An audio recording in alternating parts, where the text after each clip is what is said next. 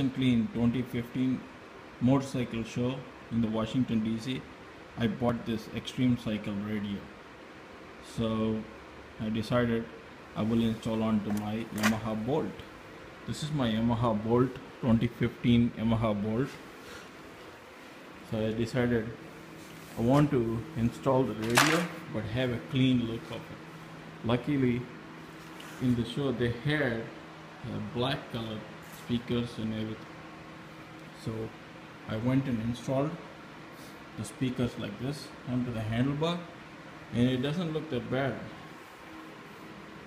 And speakers looks like everything else on the tank, on the handlebar. And so I ran the wires under the tank, the speaker wires, and I just installed the wired remote onto this battery box on the side, because I didn't want to put on top of the handlebar. I know it's a little bit different. So I installed all the head unit, everything into the box where you have the toolbox goes, and then the factory wire which came here, it has to be directly wired to the battery, but they told that if it's wired to the battery, it has a constant power, so I don't want to drain my battery power. So what I did, I added a connector here, which is basically like a battery charger, battery tender charge connector, and this bike always has a battery tender connector here so that I can charge. So when I'm going to ride the bike, I can simply just hook up this head unit wire, power wire, to the battery tender connector. That way it has power, and when I come home I can just unhook it and put the battery tender connection here.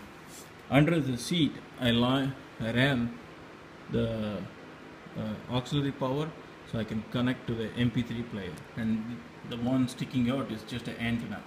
It can be under the seat as well. And now let's play. First I will just connect this power. It's a simple connection here. So now it's connected. So I have the remote here. You can just, I have the remote. I can just push on. Let's see, let's get power.